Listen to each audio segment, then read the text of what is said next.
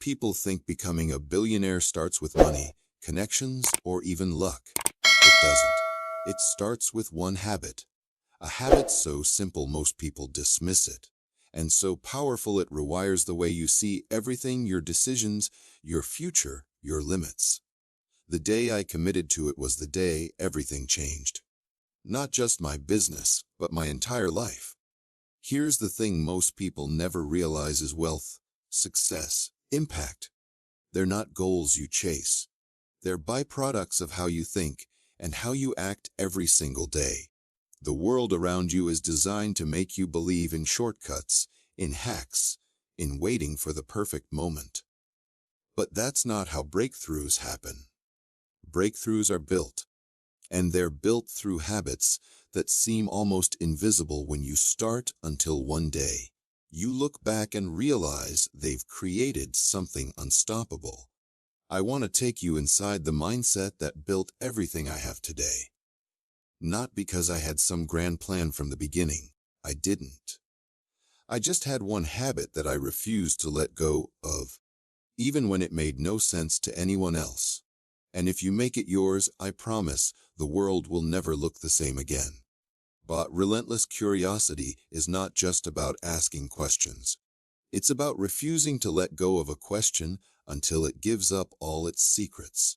Most people satisfy their curiosity when they get an answer that feels good enough.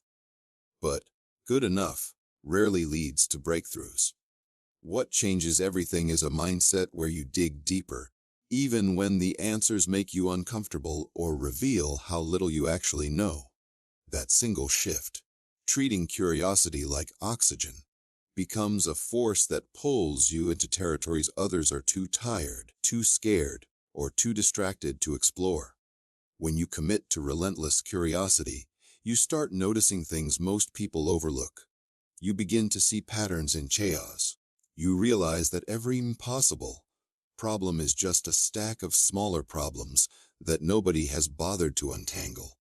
For me, it started with a simple realization. The world is built on rules that aren't as permanent as they look.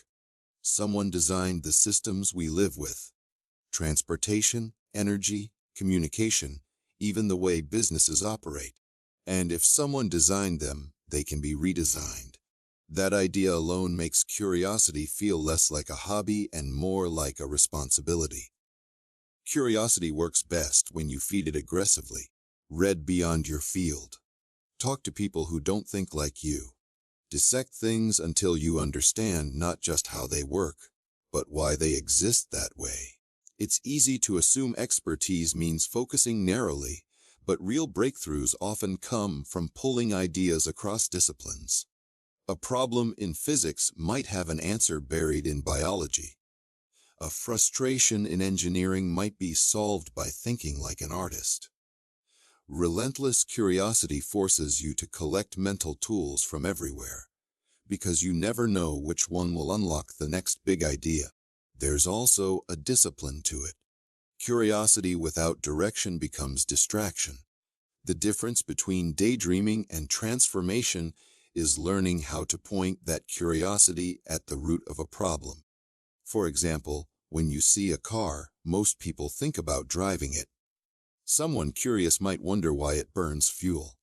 Someone relentlessly curious will ask why we even need fuel in the first place, what energy really is, and whether the whole concept of a car could be reinvented.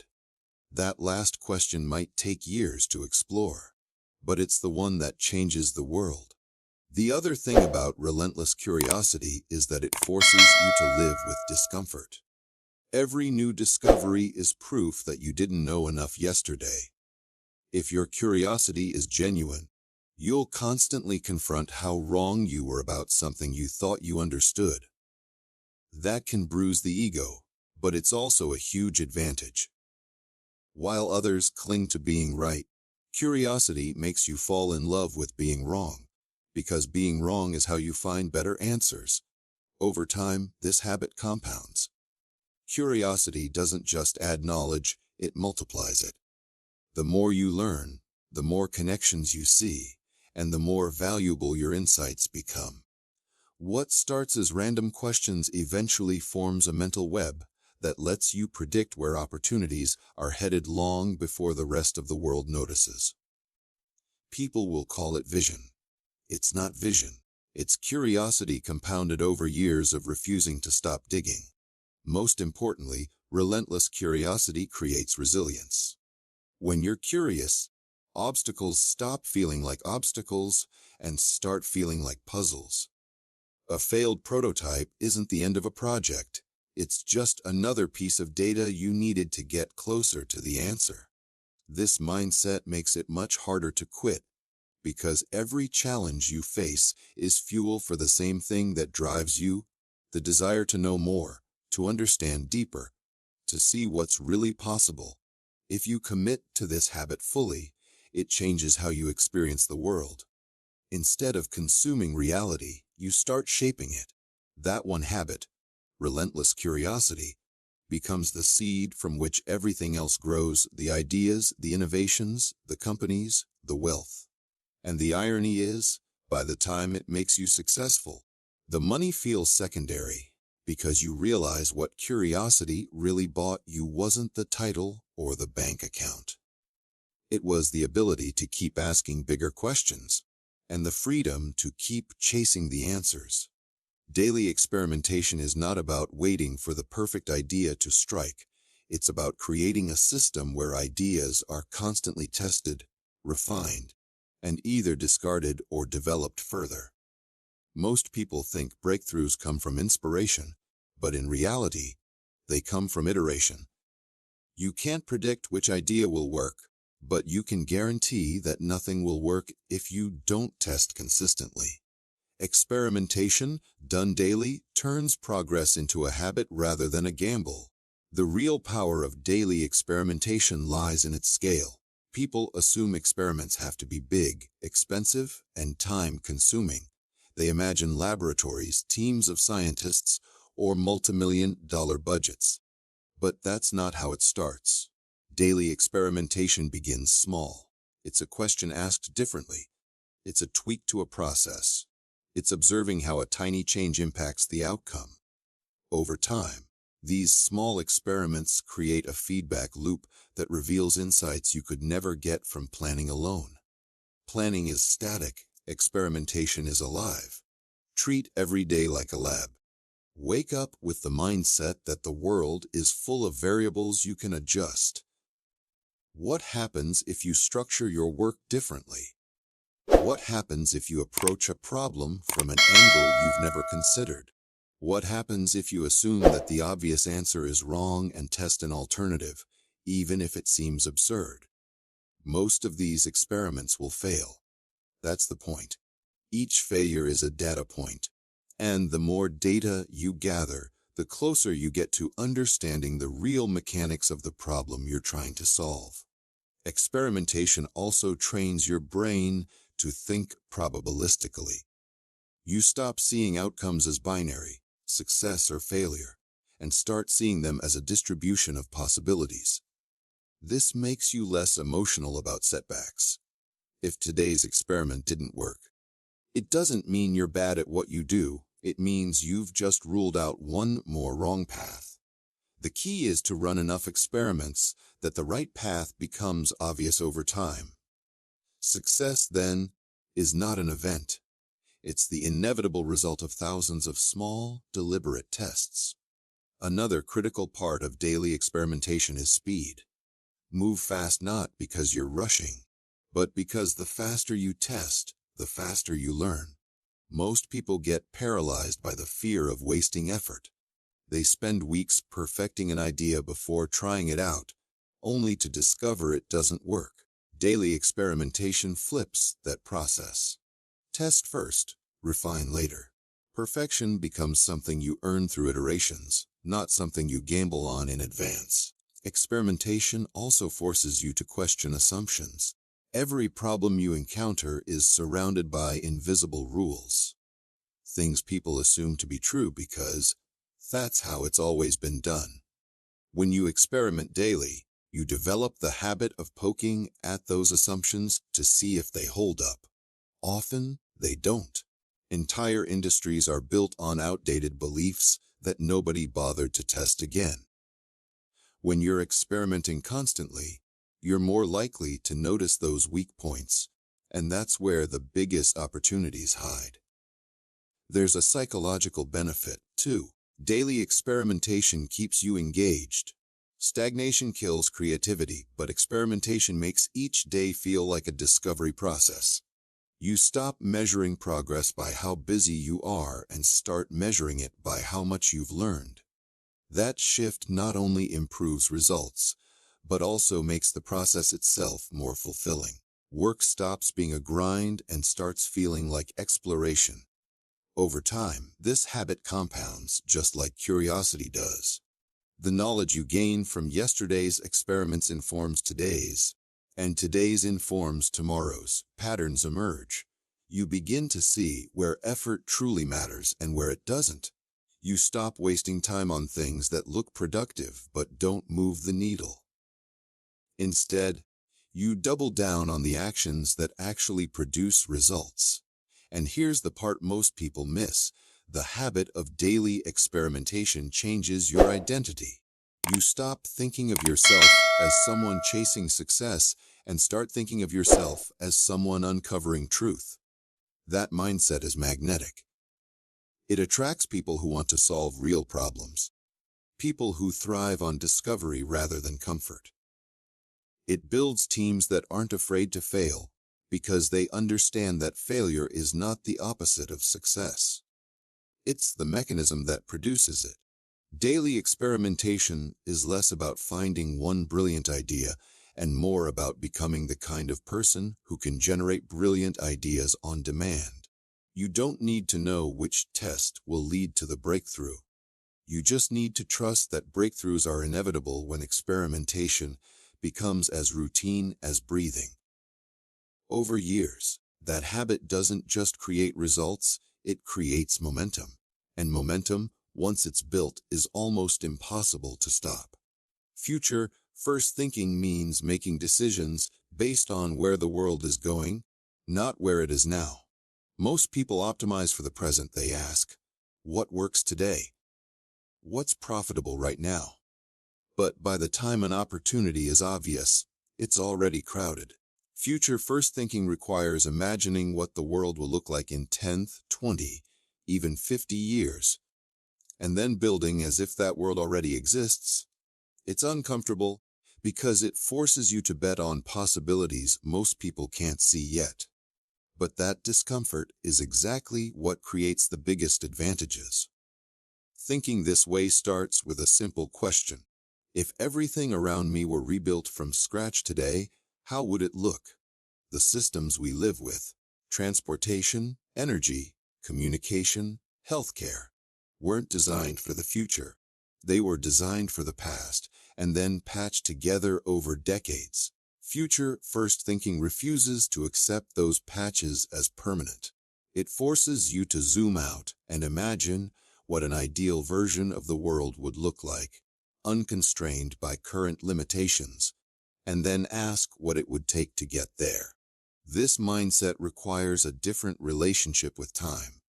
Most people overestimate what they can do in a year and underestimate what they can do in a decade.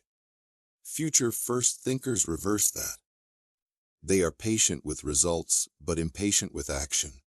They start building long before the payoff is visible, because they know the work compounds. By the time the rest of the world catches up, they've already solved the hardest problems and positioned themselves to lead. There's a practical side to it, too. Future first thinking isn't just daydreaming about sci-fi ideas. It's about anchoring those ideas in physics, economics, and human behavior. You imagine the future you want to create, and then you reverse engineer the steps required to make it real.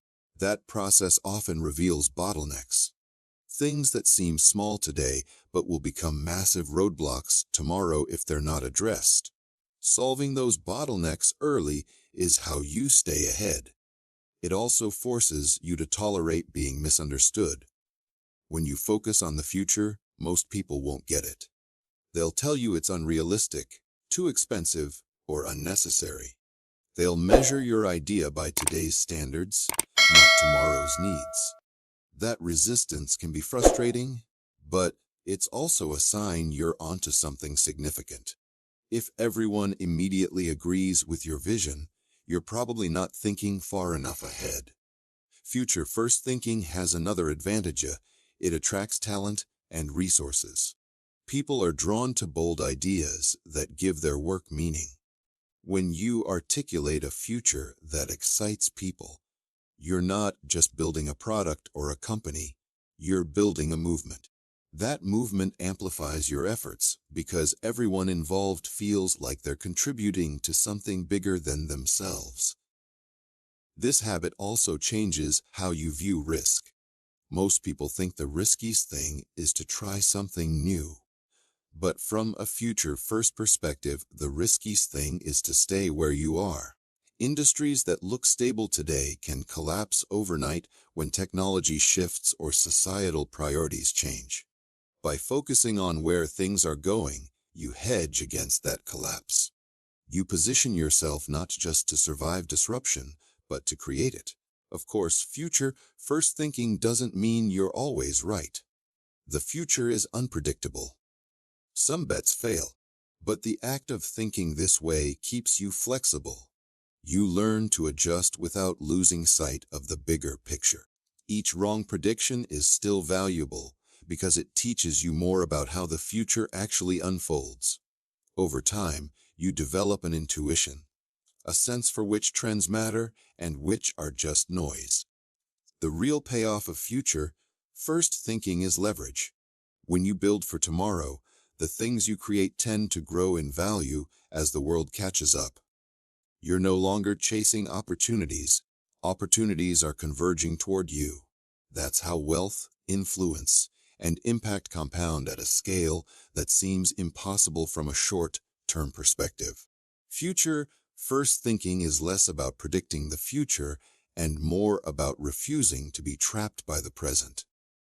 It's about acting as if the world you imagine is inevitable, even when no one else believes it yet. Over decades, that mindset doesn't just position you to benefit from change. It puts you in the position to drive it. And when you shape the future instead of reacting to it, the rewards, financial, intellectual, and personal, are far beyond anything you could achieve by simply following the path everyone else is already on. Unreasonable standards are often misunderstood. People think they're about perfectionism, about nitpicking tiny flaws until nothing gets done. But real unreasonable standards are the opposite. They're about refusing to accept mediocrity while still moving forward at full speed. They're about setting expectations so high that they seem irrational, and then using those expectations as fuel to force new ways of thinking, building, and achieving. The truth is, most limits exist not because they're real, but because people agreed to stop pushing before they got there. When you hold yourself to unreasonable standards, you stop measuring your actions against what others think is good enough. You start measuring against what's actually possible. That shift feels uncomfortable because it highlights how much further there is to go. Most people avoid that discomfort by lowering the bar. But lowering the bar only guarantees one thing: ordinary results. Raising it, sometimes to the point of absurdity, forces breakthroughs because you're no longer asking, "What can I do with what I have?" You're asking, "What would it take to make the impossible possible?" The key is that these standards apply first to yourself. It's easy to demand more from others while letting yourself off the hook. But when you consistently push yourself beyond what feels reasonable, something changes. You start discovering capacities you didn't know you had. Mental stamina, creativity under pressure, resilience in the face of failure. Those qualities don't show up when life is comfortable. They only emerge when you demand more than you think you can deliver. Unreasonable standards also transform teams. When people work in an environment where the expectation is to do what's never been done, They either rise to the challenge or step aside. At first, this can create friction. People complain. They say the goals are unrealistic. But as progress starts to show, something interesting happens. What once seemed impossible starts to feel inevitable. Standards are contagious. When one person refuses to lower the bar, it inspires others to lift their own. Of course, unreasonable standards don't mean being reckless. They don't mean ignoring constraints or burning out everyone involved. They mean refusing to accept constraints as permanent. Take engineering, for example. If you demand a product that's 10 times better, you can't just tweak the existing design. You have to rethink the whole system. That process is hard, and it often feels like starting over. But it's exactly that kind of rethinking that produces solutions nobody else imagined. Failure plays a huge role in this process. When your standards are unreasonable, you will fail more often. That's not a sign you're doing it wrong, it's a sign you're aiming high enough. Each failure provides information you wouldn't get if you'd aimed lower. Over time, those lessons compound, and you find that what once required unreasonable effort starts to become your new baseline. Another benefit is clarity. Unreasonable standards strip away distractions because they force you to focus on what truly matters. When the goal is ambitious enough, trivial tasks naturally fall away. You don't have time to obsess over things that don't move the needle. Every decision gets filtered through a simple question. Will this bring me closer to the outcome that seems impossible? That clarity can feel ruthless, but it's also liberating. It gives purpose to the grind. This mindset also changes how you perceive competition. Most people are competing to be slightly better than average. But when your standards are unreasonable, you're not even playing the same game. You're aiming for results so different that competitors stop being relevant. They're improving the status quo while you're trying to replace it entirely. Over the long term, unreasonable standards compound like any other powerful habit. The first time you set a goal that feels absurd and achieve it, your understanding of what's possible expands permanently. You start to see that impossible is just a moving target, one that keeps shifting forward as you grow. Eventually, people stop calling your standards unreasonable and start calling them vision. But by then, you've already set your sights on the next impossible thing. Unreasonable standards are not about being difficult for the sake of it. They're about respecting your potential enough to demand everything it has to offer. They're about refusing to settle for a life defined by limits other people have accepted.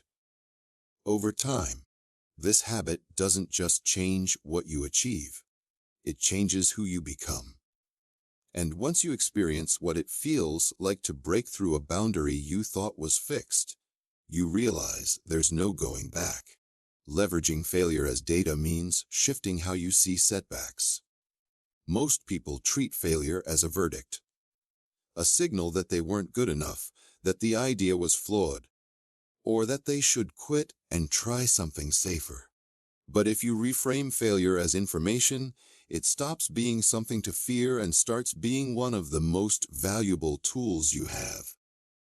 Every failure carries a message. The question is whether you're willing to extract it, or whether you let the discomfort of the moment blind you to what it's trying to teach. This shift begins with understanding that success and failure aren't opposites. They're part of the same process. Think about how a scientist works. They don't expect every experiment to succeed. In fact, they assume most won't. Each result, good or bad, is simply data that helps them refine their hypothesis. Business, innovation, and even personal growth work the same way. The faster you collect failures, the faster you gather the data you need to make better decisions. The problem is that most people don't look closely enough at their failures to learn from them. They either ignore them or get so caught up in emotions. embarrassment, frustration, fear that they miss the insights right in front of them. Leveraging failure as data means stripping away the ego and approaching the experience like a detective. You ask, what exactly went wrong? Was it the idea, the timing, the execution? Did the market reject the concept, or did we present it the wrong way? Each failure contains clues, and if you gather enough of them, patterns start to emerge. There's also an efficiency to this approach. When you see failure as data, you stop wasting time trying to avoid it at all costs. Many people spend years stuck in planning mode, trying to engineer the perfect idea so they never have to fail. Ironically, that avoidance guarantees slower progress. A flawed idea tested today gives you more useful information than a perfect idea imagined endlessly in your head. By learning quickly what doesn't work, you shorten the path to what does. Emotionally, this mindset builds resilience. When failure isn't a personal judgment but a source of knowledge, it loses its power to paralyze you. Instead of thinking, I failed, you think, I collected new data. That distinction sounds small, but it's transformative. It keeps you moving forward because progress stops being tied to your self-worth. The work becomes less about proving you're right and more about discovering what's true. Leveraging failure as data also forces you to test assumptions systematically. Most failures don't happen because everything was wrong, they happen because one key variable was off. Without analyzing it, you're likely to overcorrect or abandon a good idea too soon. With the right mindset, you isolate the variables, adjust, and test again. Over time, this process turns failure into a kind of compass, guiding you toward solutions faster than success ever could on its own. Another benefit is cultural. When leaders treat failure as data, it changes how teams operate. People become more willing to take bold risks because they know mistakes won't be punished. They'll be studied. That freedom accelerates creativity. The team shifts from asking, how do we avoid being wrong, to how do we learn the most as fast as possible? In environments like this, breakthroughs happen more often, not because people are smarter, but because they're less afraid. It's important to note that not all failures are equally valuable. Repeating the same mistake without extracting new insights is just wasteful. The goal is not to fail randomly but to fail intelligently. Each setback should inform the next attempt. Over time, this creates a feedback loop where every failure increases the odds of your next success. Seen this way, failure isn't just tolerable. It's essential. Ultimately, leveraging failure as data rewires how you think about progress.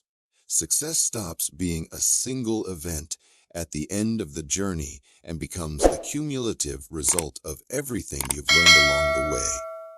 Each failure is no longer a wall that blocks you. It's a stepping stone that lifts you higher. And when you finally achieve the breakthrough you've been chasing, you realize it wasn't in spite of your failures. It was because of them.